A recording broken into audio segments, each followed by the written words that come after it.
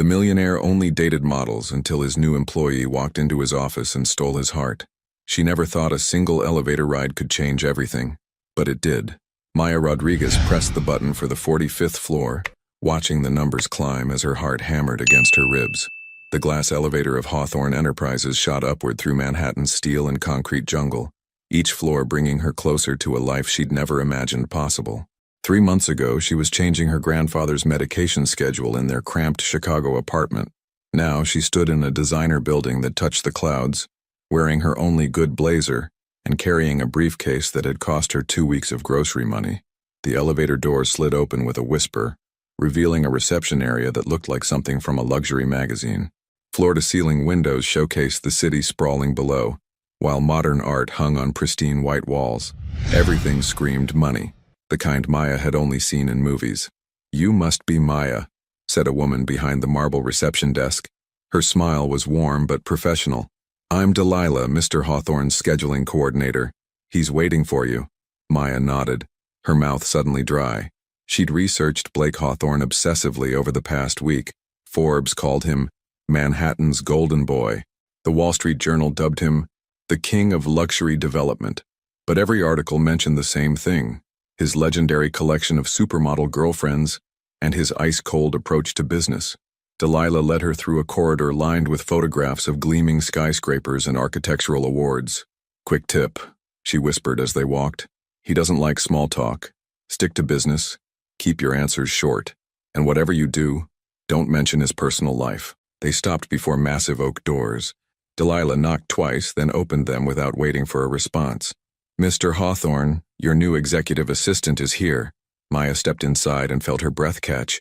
The office was enormous, with one entire wall made of glass overlooking Central Park. A mahogany desk dominated the space, flanked by leather chairs that probably cost more than her annual rent. But it wasn't the luxury that stopped her cold. It was him. Blake Hawthorne stood with his back to them, silhouetted against the window. Even from behind, he commanded attention.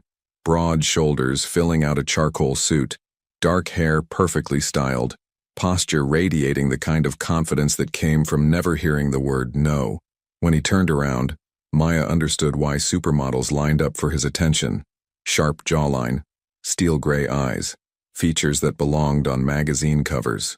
But there was something else in those eyes, something cold and calculating that made her straighten her spine instinctively. "Maya Rodriguez," he said, not bothering with pleasantries. His voice was deep, commanding.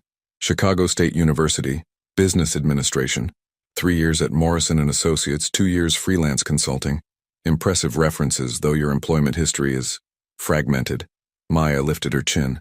She'd expected this question. "I cared for my grandfather who had dementia. My priorities were exactly where they needed to be." Something flickered across his face. Surprise, maybe. Most people apologized when questioned about their resume.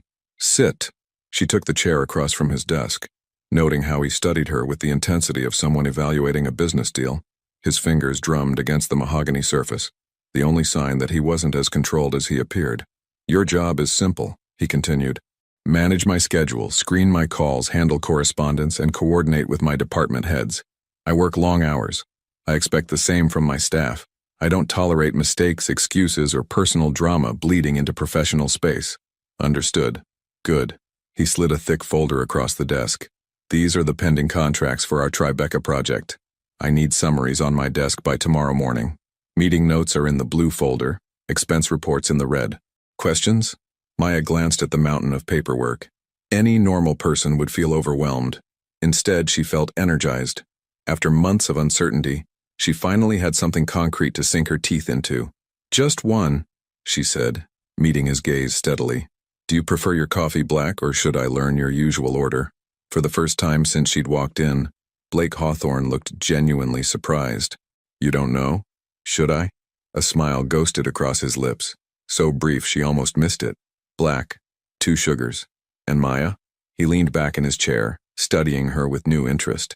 "Most people spend their first meeting trying to impress me with how much they know about my personal life. I'm not most people." The words hung in the air between them.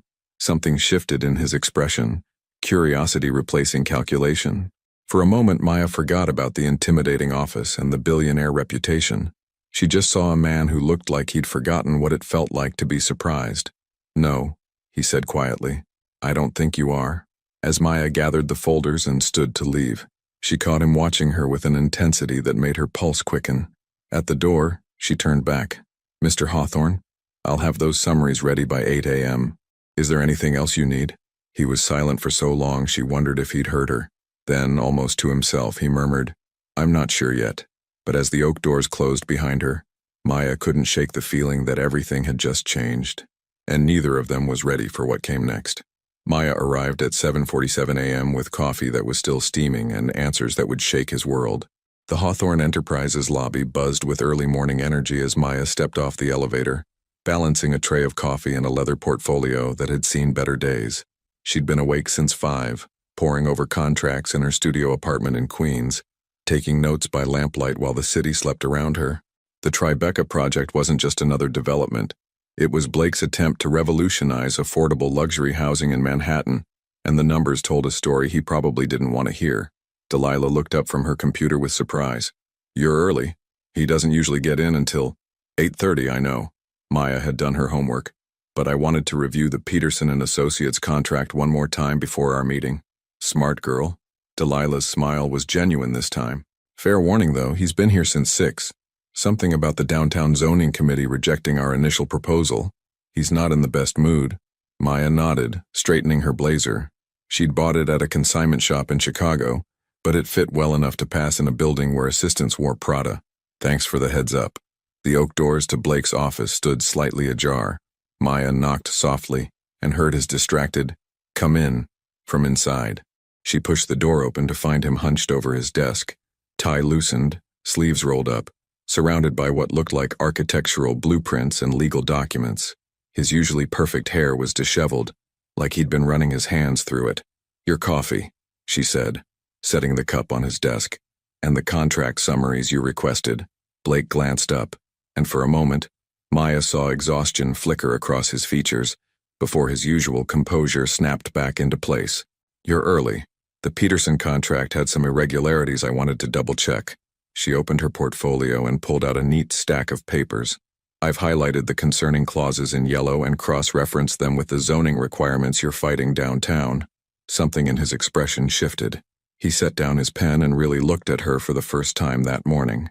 "Irregularities? Section 12, subsection 4. They're asking for a completion guarantee that's standard for residential projects, but unusual for mixed-use developments like yours. It could leave you liable for delays caused by city permit issues, which, given this morning's zoning rejection, seems particularly relevant." Blake reached for the contract, his fingers brushing hers as he took the papers. The brief contact sent an unexpected jolt through Maya's system, and from the way his eyes widened slightly, she wasn't the only one who felt it. "How did you—" He flipped through the pages, scanning her notes. "This would have cost us millions if the permits get delayed again. I may not have a law degree, but I know how to read the fine print." Maya tucked a strand of dark hair behind her ear, suddenly self-conscious under his intense scrutiny. "I also took the liberty of researching similar projects Peterson and Associates handled in the past 3 years. Their track record with mixed-use developments is concerning." Blake leaned back in his chair, studying her with the same focus he'd probably used to build his empire. Most executive assistants would have just summarized the obvious clauses and called it a day. "I'm not most executive assistants." "No," he said quietly, echoing his words from the day before. "You're definitely not." For a moment, silence stretched between them. Maya became acutely aware of everything. The way morning light streamed through the floor-to-ceiling windows, the faint scent of his cologne mixing with coffee, the fact that Blake Hawthorne was looking at her like she'd just solved a puzzle he'd been working on for years. Her phone buzzed with a text message breaking the spell. Maya glanced at it and felt her heart sink. Grandpa fell again. At ER. Nothing broken but scared. Aunt Carmen Blake must have noticed her expression change. Problem? Maya hesitated. Yesterday he'd made it clear that personal drama had no place in his office, but the worry must have shown on her face because his tone softened slightly. "My grandfather," she said finally. He's not well. My aunt just texted from the hospital." She expected him to dismiss her concerns, maybe remind her about professional boundaries. Instead, Blake surprised her again. "Go." "I'm sorry?" "Go to Chicago. Handle whatever you need to handle. He pulled out his phone. "I'll have the company jet ready in an hour." Maya stared at him. "Mr. Hawthorne, I can't accept. You just saved me millions of dollars with work you did on your own time." His voice was matter-of-fact, but there was something else there. Something that sounded almost like kindness. The jet would just sit in the hangar anyway. She struggled for words. "Thank you. I'll work remotely and—" "Maya." The way he said her name made her look up. "Just take care of your family. The contracts will still be here when you get back." As she gathered her things, Blake called out one more time. "Maya? That coffee was perfect." She smiled, despite everything. "Just black, 2 sugars. Nothing complicated about it." But as the office doors closed behind her and she hurried toward the elevator, Maya couldn't shake the feeling that everything about Blake Hawthorne was far more complicated than it appeared, and she was just beginning to understand why. She thought she'd left Manhattan behind for 3 days until her phone rang at midnight in a Chicago hospital waiting room. Maya pressed her back against the cold hospital wall, phone pressed to her ear as Blake's voice cut through the sterile silence of the ICU corridor. It was past midnight, and her grandfather had finally fallen asleep after hours of confusion and fear. She'd been sitting in the same plastic chair for 6 hours, still wearing the clothes she'd thrown on before catching his private jet that morning. "Maya, I know it's late, but I need to ask you something." His voice sounded different, tired, almost uncertain. Maya glanced around the empty hallway, making sure she wouldn't disturb any patients. "Of course. What's wrong?" "The Peterson contract. You were right about everything." There was a pause, the sound of papers rustling. "My legal team spent all day going through your notes. We pulled out of the deal an hour ago."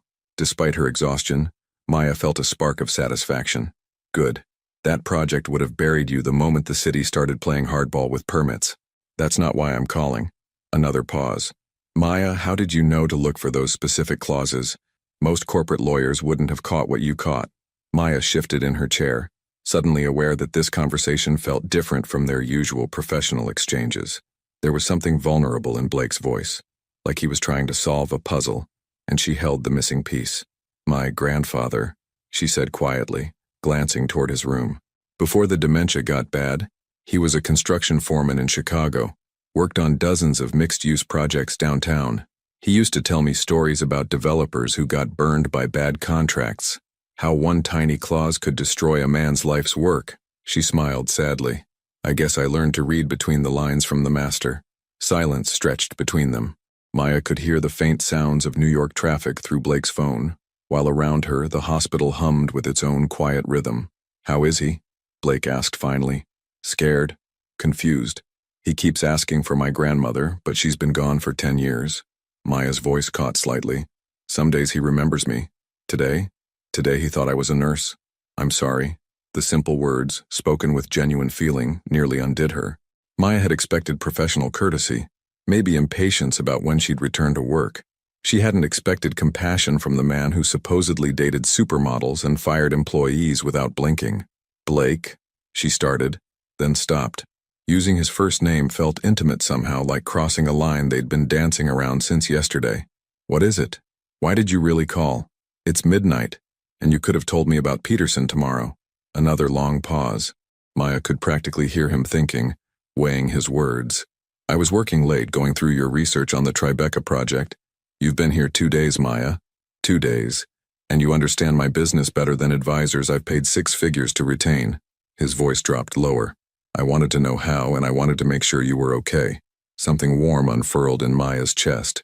She'd spent years being invisible, the granddaughter who sacrificed her 20s for family duty, the temp worker who blended into the background, the woman men looked through rather than at. Blake Hawthorne saw her.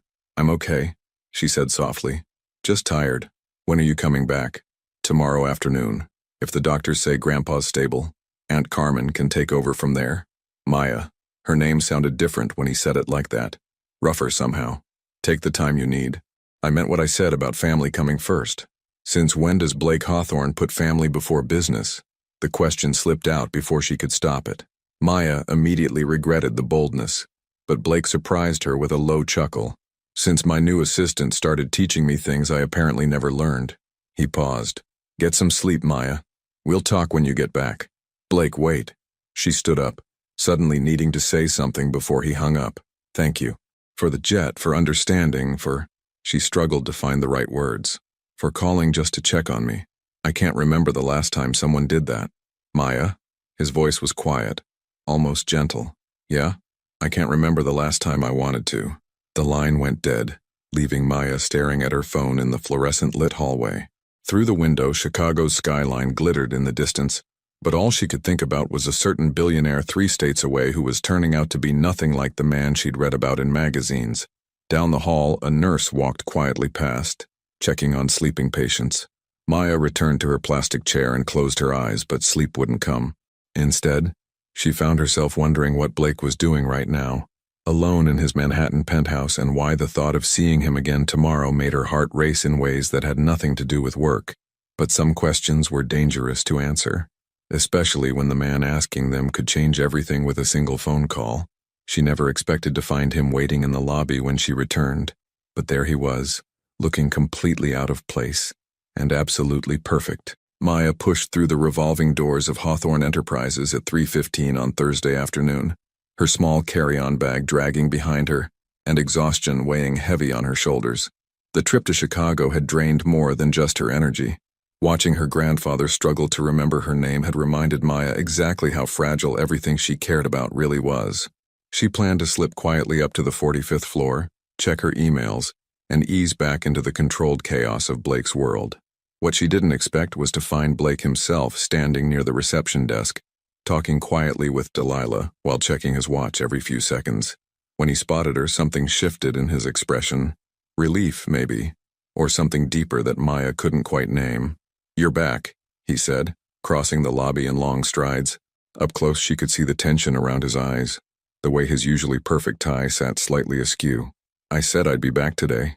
Maya studied his face, noting details she'd never allowed herself to notice before: the slight stubble along his jaw, the way his charcoal suit brought out the silver flecks in his gray eyes. "Is everything okay? You look worried," he finished for her. "Yeah, I was." The admission hung between them like a confession. Delilah, pretending not to eavesdrop from behind her marble desk, suddenly became very interested in her computer screen. "Mr. Hawthorne, you didn't need to—" "Blake," he interrupted quietly. "When we're not in meetings, just—" "Blake." Maya nodded, suddenly aware that they were standing closer than strictly professional. She could smell his cologne, something expensive and understated that probably cost more than her monthly Metro card. "How's your grandfather?" "Stable. Confused, but stable." Maya managed a small smile.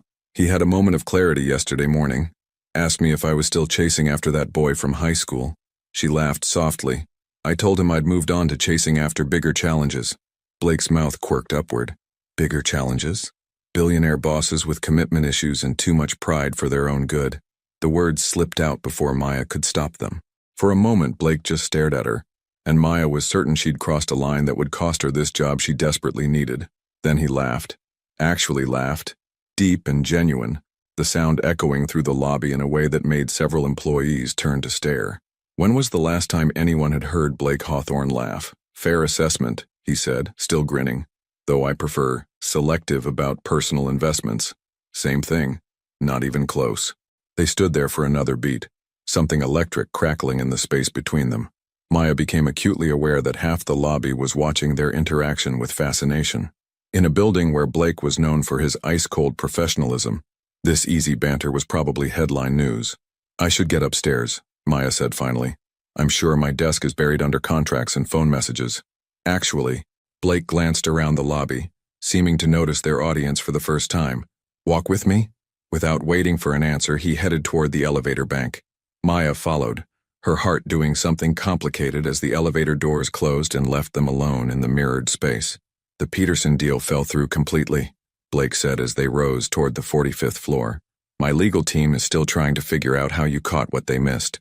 "Experience," Maya said simply. "No." Blake turned to face her fully. "It's more than that. You see things, Maya. Patterns, problems, solutions. You think 3 steps ahead." The elevator dinged softly as they reached their floor. "I've been in business for 15 years, and I've never had an assistant who understood my work the way you do after 3 days." The doors opened, but neither of them moved. Maya felt pinned in place by the intensity of his gaze. "Blake, I know this complicates things," he said quietly. "I know there are rules about workplace relationships, power dynamics, all of it. But I can't stop thinking about our conversation last night. About how you make me want to be better than I am. Maya's breath caught. What are you saying?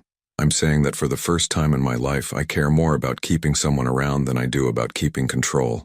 His voice dropped lower. And that scares the hell out of me. The elevator doors started to close, but Blake caught them with one hand, never breaking eye contact with Maya. Have dinner with me tonight, he said. Not as my assistant, as Maya. Maya felt the world tilt slightly. 3 days ago, she'd been just another temp worker struggling to make ends meet in Chicago. Now Blake Hawthorne, the man who dated supermodels and graced the covers of business magazines, was asking her to dinner with the kind of vulnerability she'd never expected to see from him. Blake, She looked down at her wrinkled travel clothes, then back up at his perfectly tailored suit. We're from different worlds. Maybe, he said, stepping closer, but maybe that's exactly what I need. As they finally stepped off the elevator and into the familiar chaos of the 45th floor, Maya couldn't shake the feeling that everything was about to change. The question was whether she was brave enough to let it, or if the distance between their worlds was too great to bridge, no matter how much her heart wanted to try. She had 20 minutes to decide if she was brave enough to fall, and he was about to show her it was worth the risk. Maya stood in front of her tiny bathroom mirror in Queens, holding up 2 dresses that represented the sum total of her nice dinner wardrobe. The navy blue one was safe, professional enough for a business dinner, modest enough to maintain boundaries. The burgundy one was different. It hugged her curves in ways that made her feel beautiful and dangerous, the kind of dress a woman wore when she was ready to take risks. Her phone buzzed with a text from Blake. Car will be there at 7. Don't overthink this, easy for him to say. He probably had a closet full of designer suits and women throwing themselves at him every day. Maya had been on exactly 3 real dates in the past 2 years, and none of them had been with billionaires who could change her life with a single conversation. She chose the burgundy dress. The black car that picked her up looked like something from a movie. Sleek, expensive, with a driver who held the door open and called her Miss Rodriguez, like she belonged in this world. As they glided through Manhattan traffic toward the Upper East Side, Maya watched the city transform from her working-class neighborhood to tree-lined streets where buildings had doormen and history. The restaurant Blake had chosen wasn't what she expected. Instead of some flashy establishment with celebrity chefs and paparazzi, it was a small Italian place tucked between a bookstore and a flower shop. Warm light spilled from windows, and through the glass, Maya could see exposed brick walls lined with wine bottles and couples talking intimately over candlelit tables. Blake was waiting outside, and when he saw her step out of the car, his expression changed completely. Gone was the controlled businessman from their office encounters. This man looked stunned. Maya. He said her name like a prayer, his eyes taking in the way the burgundy fabric moved with her curves, the way she'd left her dark hair loose around her shoulders instead of pulled back in her usual professional style. You look different, she supplied, suddenly self-conscious. Beautiful, he said simply. You look beautiful. Inside, the hostess led them to a corner table that felt private despite the bustling restaurant around them. Blake had traded his usual power suit for dark jeans and a gray sweater that made his eyes look like storm clouds. For the first time since Maya had met him, he looked approachable, human. This isn't what I expected, Maya said, glancing around at the intimate space. What did you expect? Something flashy, expensive, the kind of place where supermodels go to be seen. Blake's jaw tightened slightly. Is that what you think of me? That I'm only interested in flash and show? Maya studied his face, noting the genuine hurt in his expression. I think you're more complicated than the magazines make you seem. But Blake, let's be honest. I've seen the photos. The women you usually date don't work as executive assistants in Queens. The women I usually date, Blake said carefully, don't challenge me to be better than I am. They don't save me millions of dollars by reading contracts at midnight, or call me out when I'm being an ass to my employees, or make me realize that what I thought was living was just existing. A waiter appeared with wine, giving Maya a moment to process Blake's words. When they were alone again, he leaned forward, his voice dropping to that intimate tone that made her pulse race. Maya, I need you to understand something. Those women you've seen in the tabloids, they were distractions. Beautiful, accomplished distractions, but that's all they were. None of them ever made me want to be the kind of man worth loving. And I do? You make me want to be the kind of man your grandfather would approve of. The kind who shows up not because he has to, but because he can't imagine being anywhere else. Maya felt her careful walls beginning to crumble. Blake, I know this is crazy, he continued, reaching across the table to cover her hand with his. The touch sent electricity shooting up her arm. I know we've known each other for less than a week. I know I'm your boss and this complicates everything. But Maya, I can't pretend I don't feel this. Feel what? Like I've been sleepwalking for 37 years and you're the first thing that's made me want to wake up. Maya stared at their joined hands. His larger, tanned from weekend sailing, wearing a watch that cost more than her annual salary. Hers smaller, with a tiny scar from helping her grandfather fix a fence last summer. Two different worlds, touching across a candlelit table in a small Italian restaurant where the owner's grandmother had probably served the same recipes for 50 years. This is insane, she whispered. Completely. You could have anyone. I don't want anyone. I want you. The words hung between them like a bridge waiting to be crossed. Maya thought about her small apartment, her student loans, her grandfather who needed care, and an aunt who worked double shifts to pay for it. Then she looked at Blake, really looked at him, and saw something she hadn't expected to find in a billionaire's eyes. Hope, vulnerability, the same scared excitement she felt in her own chest. Okay, she said quietly. Okay. Let's see what happens when a girl from Chicago falls for a man who owns half of Manhattan. Blake's smile was brilliant, transforming his entire face. Maya Rodriguez, you have no idea what you've just started. But as the evening unfolded around them, sharing stories over pasta, laughing until other diners turned to look, talking until the restaurant began closing around them, Maya realized that maybe, just maybe, she was exactly where she belonged. Even if it scared her more than anything she'd ever done in her life, she thought the hardest part would be admitting her feelings, until Monday morning brought reality crashing back with the force of a Manhattan thunderstorm. Maya stepped off the elevator at 8:15 a.m., still glowing from a weekend that felt like a dream. After dinner Friday night, Blake had walked her through Central Park, talking until the city lights blurred around them like stars. Saturday he'd shown up at her Queens apartment with coffee and bagels, sitting on her tiny fire escape while she told him stories about growing up with her grandfather. Sunday they'd spent hours in his penthouse library, not the showpiece Maya expected, but a real room filled with worn books and comfortable chairs, where Blake admitted he went when the pressure of his empire became too much. Now back in the familiar chaos of Hawthorne Enterprises, Maya felt the weight of what they'd started settling over her like morning fog. The elevator doors opened to reveal Delilah already at her desk, but she wasn't alone. A stunning blonde in a cream-colored designer suit stood beside her, tapping perfectly manicured nails against the marble surface with obvious impatience. Finally, the woman said, turning as Maya approached. You must be the new assistant. I'm Scarlett Winters. She extended a hand with the confidence of someone accustomed to being recognized. Blake's friend. Maya knew that name. Scarlett Winters. Supermodel, socialite. The woman who'd been photographed with Blake at last month's Met Gala benefit.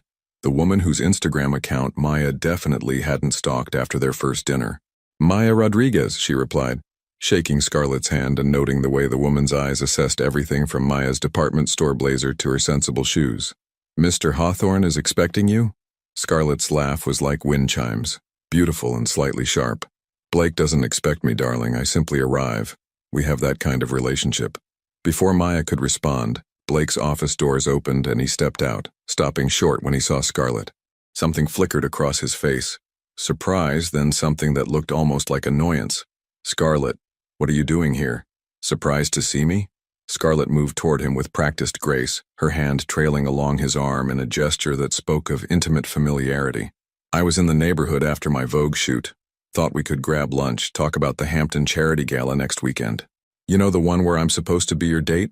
Maya felt something cold settle in her stomach. The Hampton Charity Gala? She'd seen it on Blake's calendar. She'd assumed it was business. Blake's eyes found Maya's over Scarlett's shoulder, and she saw something there. Regret, maybe, or frustration. But he didn't correct Scarlett's assumption. He didn't say anything at all. Of course, he said finally. Why don't we discuss it in my office? As they disappeared behind the oak doors, Maya sank into her desk chair, her hands trembling slightly as she powered up her computer. The weekend suddenly felt like a mirage.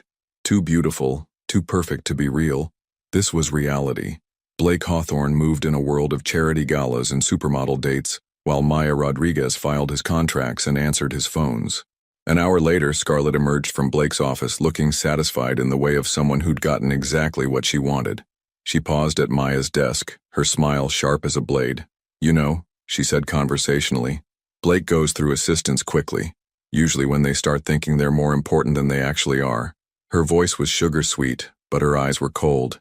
"Just some friendly advice." Maya lifted her chin, meeting Scarlett's gaze steadily. "Thank you for the concern. I'll keep that in mind." After Scarlett left, the office felt different, charged with tension that made Maya's skin crawl. When Blake emerged an hour later, he looked like the controlled businessman she'd first met, all traces of the vulnerable man from the weekend carefully locked away. "Maya, could I see you in my office?" She followed him inside, noting how he didn't quite meet her eyes as he closed the door. "About this weekend, Mr. Hawthorne," Maya interrupted, the formal title feeling like armor. "You don't owe me any explanations, I understand the situation. Do you?" He turned to face her and Maya saw conflict warring in his expression. "Because I'm not sure I do. You have obligations. A life that existed long before I walked into this office, I get it. Maya, it's not that simple." "Isn't it?" She fought to keep her voice steady. "Blake, what happened this weekend was wonderful, but maybe Scarlett is right. Maybe I was thinking I was more important than I actually am." Blake's jaw tightened. "She said that to you? It doesn't matter what she said?" Maya straightened her shoulders. "What matters is that you have a charity gala to attend with a beautiful woman who fits into your world perfectly, and I have contracts to review and phones to answer. Maya, I need to get back to work, Mr. Hawthorne. The Peterson replacement contracts are on your desk, and you have a conference call with the zoning committee at 2. For a moment, Blake just stared at her, and Maya saw something that looked like pain flash across his features. Then his professional mask slipped back into place. "Of course. Thank you, Miss Rodriguez." As Maya returned to her desk, she told herself this was better, cleaner. Professional relationships stayed professional, and hearts stayed protected. But as she buried herself in spreadsheets and phone calls, she couldn't shake the feeling that she just walked away from something that could have changed everything. And from the way Blake avoided her eyes for the rest of the day, she suspected he felt the exact same way. She never expected to find him sitting alone in his office at midnight, but sometimes the most powerful men are the loneliest of all. Maya had forgotten her phone charger at her desk, a simple mistake that brought her back to the 45th floor long after the building had emptied. The security guard knew her by now, the assistant who worked late, who cared about details that others missed. He waved her through with a tired smile, and Maya rode the elevator up through floors of darkened offices and empty conference rooms. The executive floor was bathed in shadows, lit only by the glow of emergency exit signs and the city lights streaming through floor-to-ceiling windows. Maya expected to grab her charger and leave, but as she passed Blake's office, she noticed light seeping under the oak doors. She knocked softly. "Blake, it's Maya. Come in." She found him slumped in his leather chair, tie discarded, shirt sleeves rolled up, staring out at the Manhattan skyline with a glass of whiskey in his hand. The confident billionaire was gone, replaced by a man who looked exhausted in ways that had nothing to do with work. "You're working late," Maya said, though she could see no papers on his desk, no computer screen glowing with spreadsheets. "I'm not working." Blake's voice was rough, different. "I'm thinking. Badly." Maya hesitated in the doorway. 3 days had passed since their conversation about Scarlett and the charity gala. 3 days of careful professionalism, of avoiding eye contact, of pretending that weekend in his library had never happened. But seeing him like this, vulnerable and alone, shattered her resolve to keep things strictly business. "Can I sit?" Blake gestured to the chair across from his desk.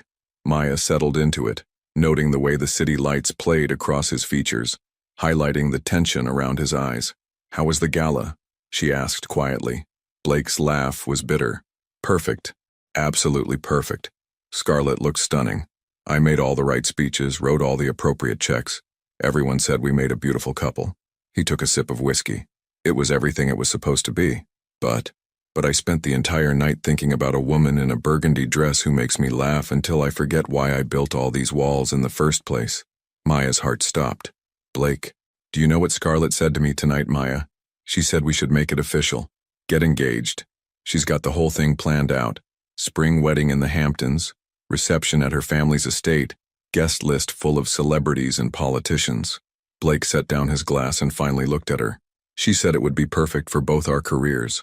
"And what did you say?" "I said I needed time to think about it. Because that's what a smart businessman would do, right? Evaluate all the angles, consider the benefits, make the logical choice. Maya felt something crumble inside her chest. That sounds practical. Practical. Blake stood up abruptly, moving to the window. You know what's not practical, Maya.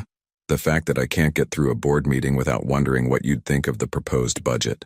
Or that I've started drinking coffee black because it reminds me of making it for you. Or that I haven't been able to sleep properly since Monday because I keep thinking about how you looked when you called me Mr. Hawthorne and put those walls back up between us. Maya stood too, her hands trembling slightly. Blake, you don't understand. Scarlett was right about one thing. I don't belong in your world. I can't compete with charity galas and designer gowns and family estates in the Hamptons. Compete? Blake turned from the window, his eyes intense. Maya, you're not competing with anyone, you've already won. Won what? Everything that matters. He moved closer, close enough that Maya could smell his cologne, see the sincerity in his expression. You won my respect when you saved me from that Peterson disaster. You won my trust when you called me out for being an ass to my employees.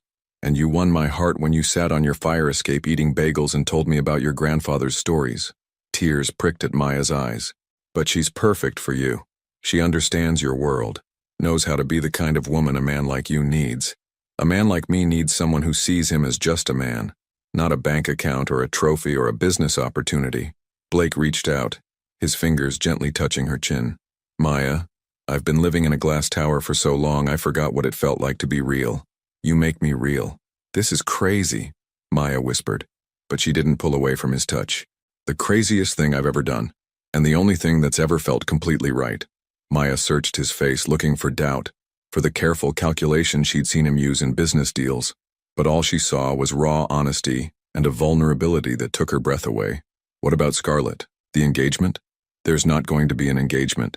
There's not going to be a spring wedding or a reception with celebrity guests. Because I finally figured out what I want, Maya, and it's not a perfect life that looks good in magazines. What do you want? Blake's smile was soft, transforming his entire face. I want Sunday mornings in a tiny apartment in Queens. I want someone who challenges me to be better, who isn't impressed by my money but loves me anyway. I want conversations that last until 3 a.m. and coffee that tastes like home. His thumb traced across her cheek. I want you, Maya Rodriguez. Just you.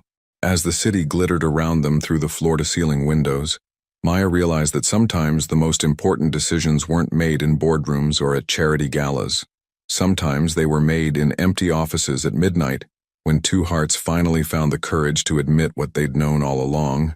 But first, she had one more question that would determine everything. She had one question that could either build the bridge between their worlds, or burn it down forever. Maya looked into Blake's eyes, seeing hope and vulnerability and something that looked dangerously like love. The city sparkled around them through the floor-to-ceiling windows, Manhattan's lights creating a constellation that made everything feel possible. But Maya had learned that possibility and reality were two very different things. Blake, she said softly, her voice barely above a whisper, before I answer, before we do this, I need to know something. Anything. When you wake up tomorrow morning in your penthouse and I wake up in my studio apartment in Queens, when you're in board meetings with people who own islands, and I'm taking the subway because I can't afford a cab, when your world expects you to be with someone like Scarlett, someone who fits. Maya took a shaky breath. Will you still want this? Will you still want me? Blake was quiet for so long that Maya began to think she'd pushed too hard, asked for promises no one could make. Then he stepped back, running his hands through his dark hair, and Maya's heart sank. You want to know if I'll get tired of slumming it with the assistant from Chicago? He said, and there was something raw in his voice. That's not what I... It is, though. Blake turned to face the window, his reflection ghost-like in the glass. You want to know if this is real, or if you're just my quarter-life crisis? If I'll wake up in 6 months and decide I miss the simplicity of dating women who don't challenge me? Maya felt tears prick her eyes. Blake, I'm sorry, I didn't mean... You meant exactly what you said, and you have every right to ask. Blake turned back to her, and Maya was shocked to see tears in his own eyes.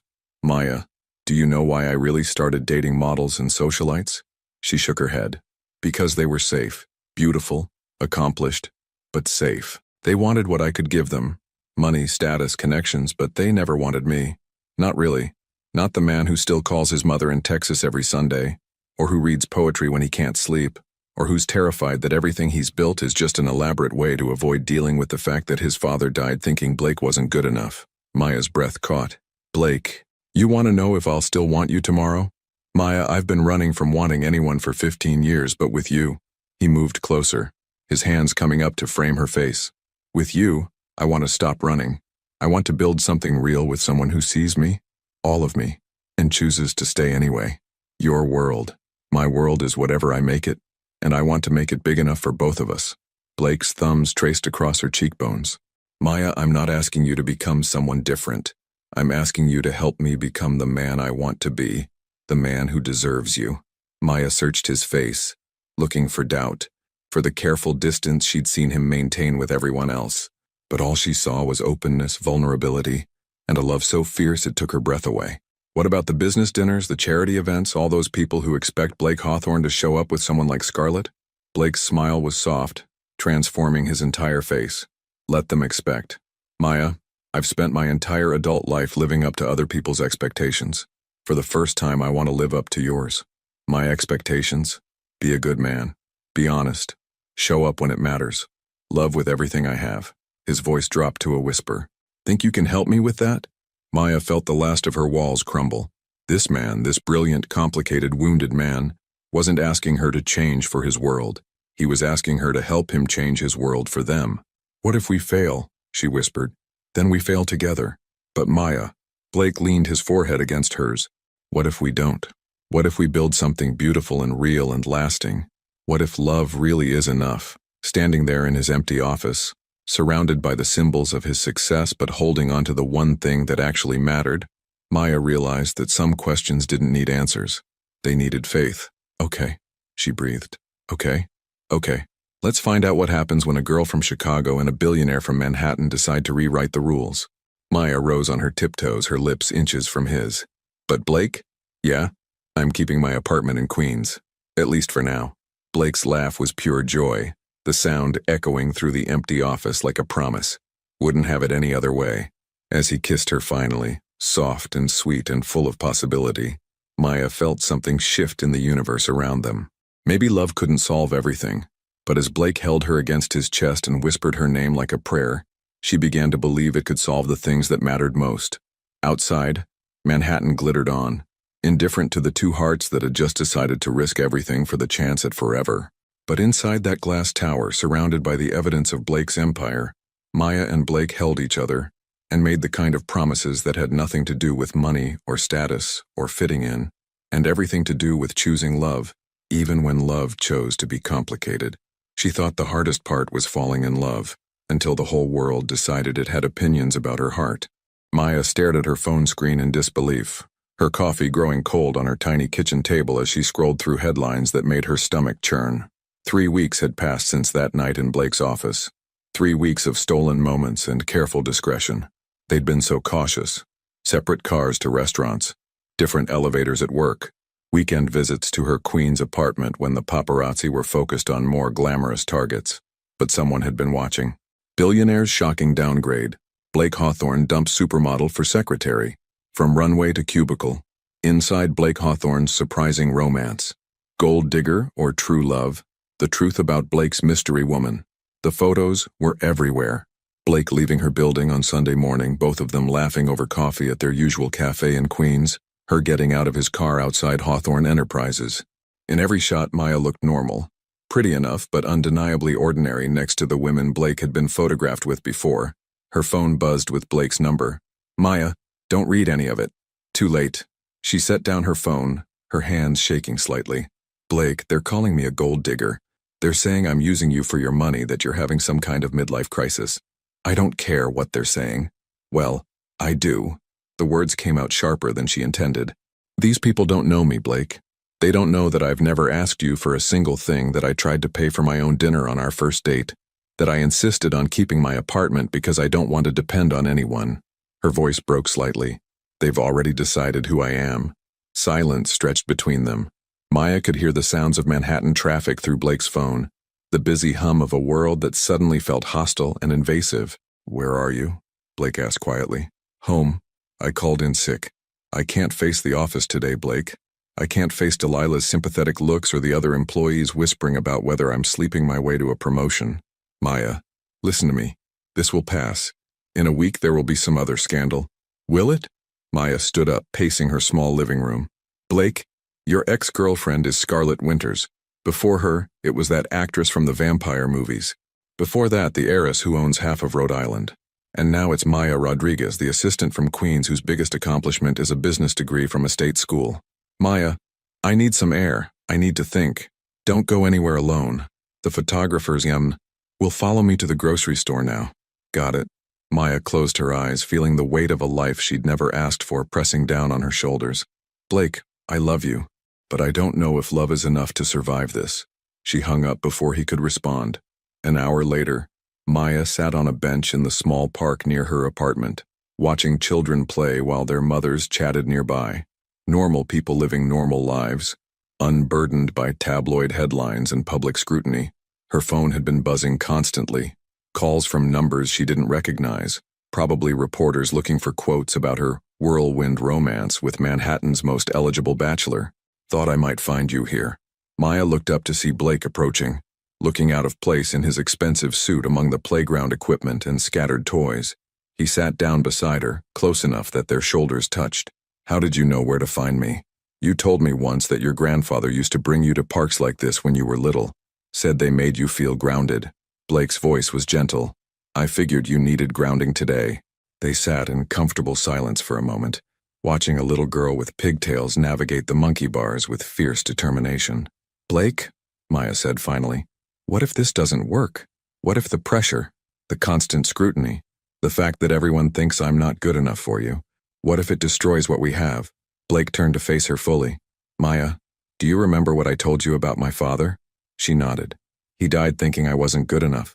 Not good enough to take over the family construction business. Not tough enough to handle the real world. Not smart enough to make something of myself. Blake's jaw tightened. I spent 15 years building an empire to prove him wrong. But you know what I realized? What? I was still letting other people decide my worth. The business magazines, the social elite, even Scarlett. They all had opinions about who Blake Hawthorne should be and what his life should look like. Blake took her hand, threading their fingers together. Maya, for the first time in my adult life, I don't care what anyone else thinks.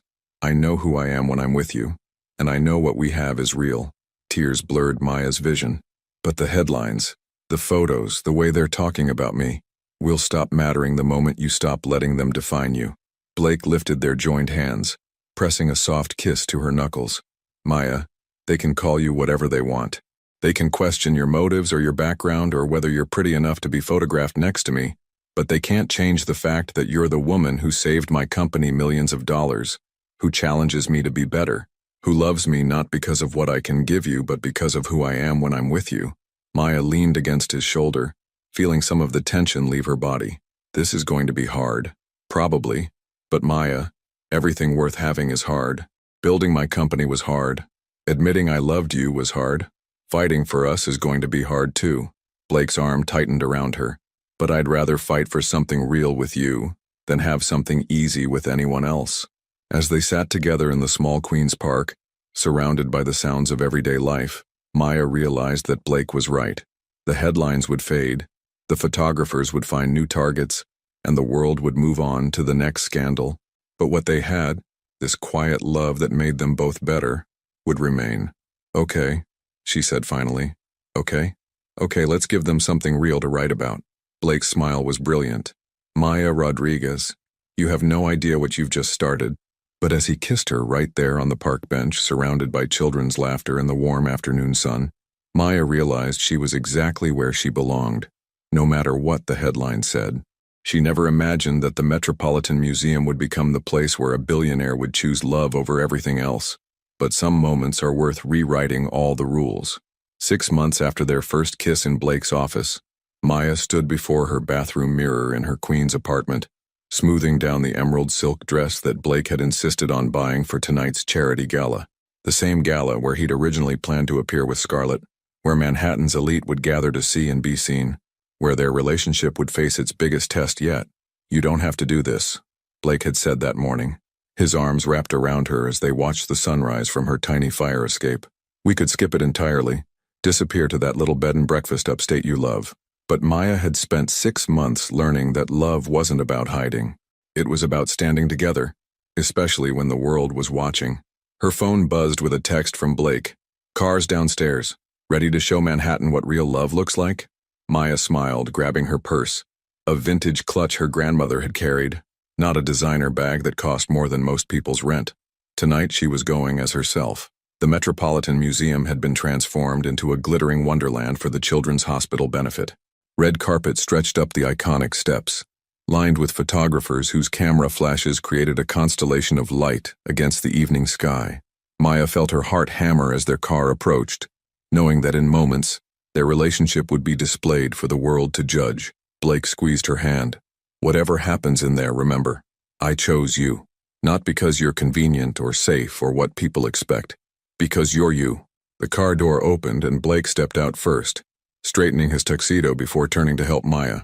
The moment her feet touched the red carpet, the cameras exploded in a frenzy of flashes and shouted questions.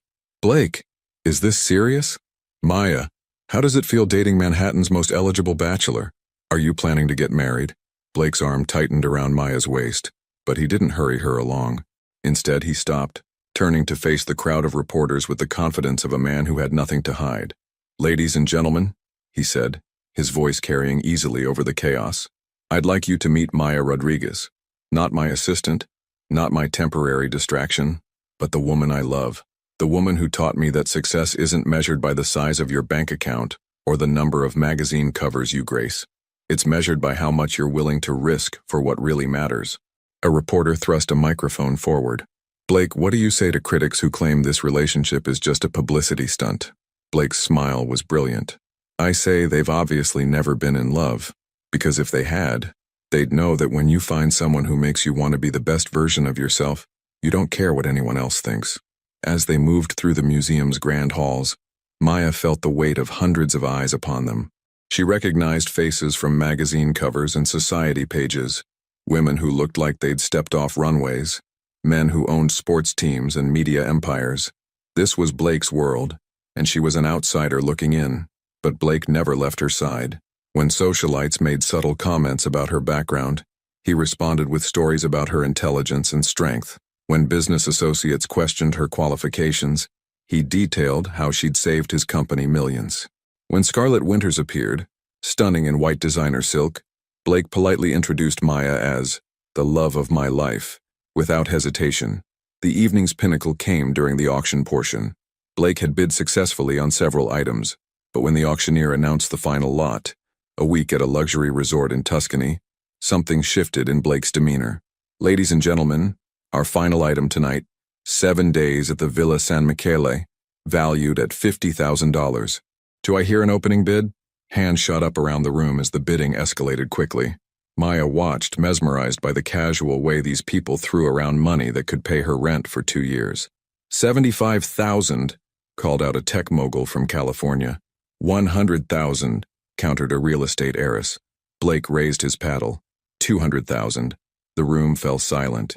Even for this crowd, 200,000 for a vacation was excessive. "Blake," Maya whispered, "that's too much."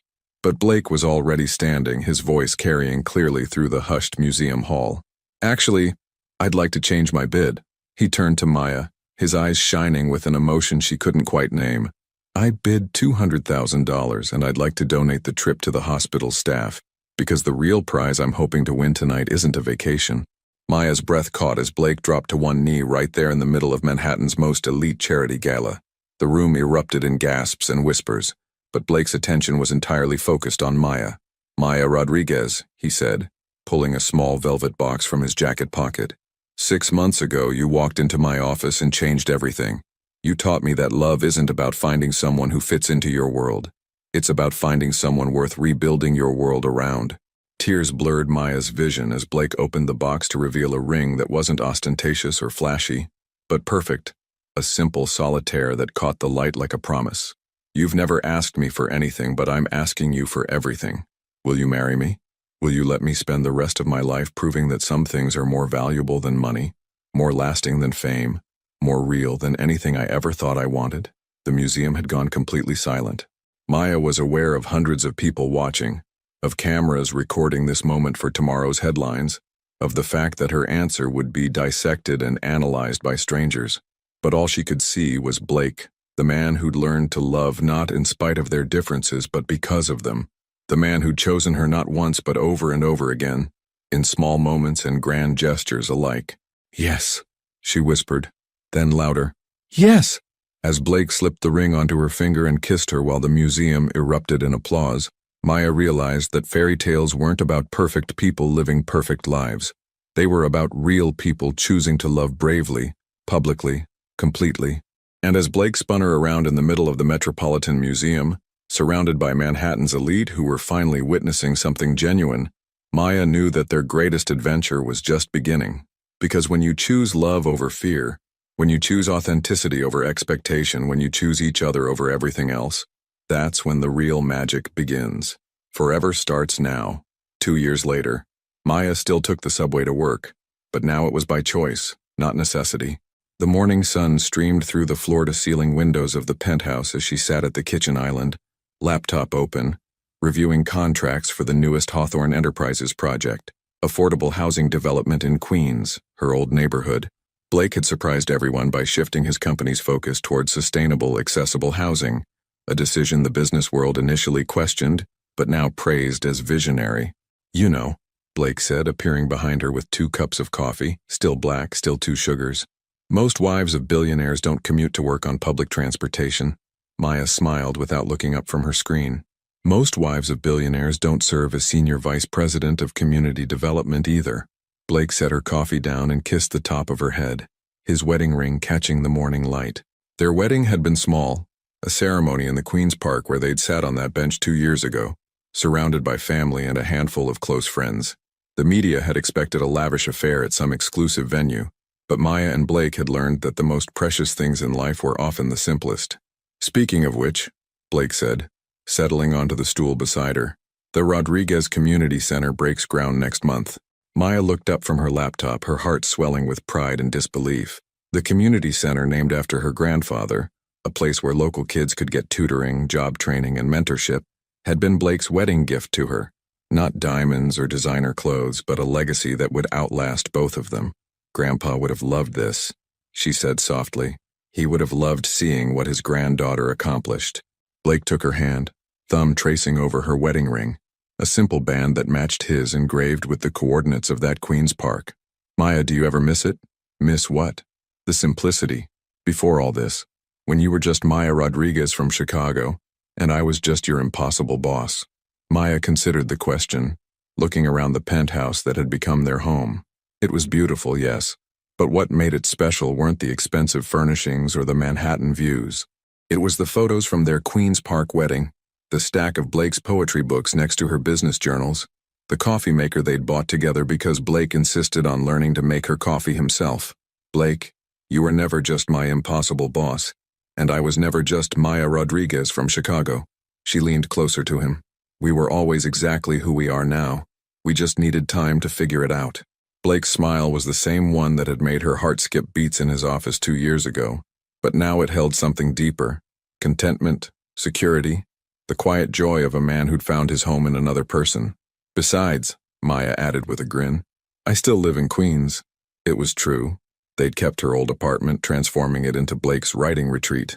Some evenings they'd escape there from the demands of Manhattan society, sitting on the fire escape like they had in the beginning, talking until the city went quiet around them. The elevator chimed, announcing their car's arrival to take them to work. As they gathered their things, Blake caught Maya's hand. "Mrs. Hawthorne?" "Yes, Mr. Hawthorne? I love you, just as much as I did that night in my office, that day in the park, that moment at the Met. More, actually." Maya rose on her tiptoes to kiss him, tasting coffee and promises and the sweetness of a love that had weathered every storm. "I love you too, just as much as I did when you were my impossible billionaire boss, and I was your stubborn assistant who wouldn't be impressed by your money." As they rode the elevator down to street level, Maya caught their reflection in the mirrored walls. Blake in his perfectly tailored suit, her in a dress that was elegant but understated, both of them wearing expressions of quiet happiness that no amount of money could buy. They'd learned that fairy tales weren't about princes rescuing princesses or poor girls marrying rich men.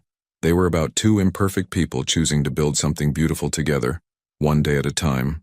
The elevator doors opened onto the bustling lobby of their building, where Delilah waved from the concierge desk, and the doorman greeted them with genuine warmth. Maya headed toward the subway entrance, while Blake walked to his waiting car, their paths diverging as they did every morning.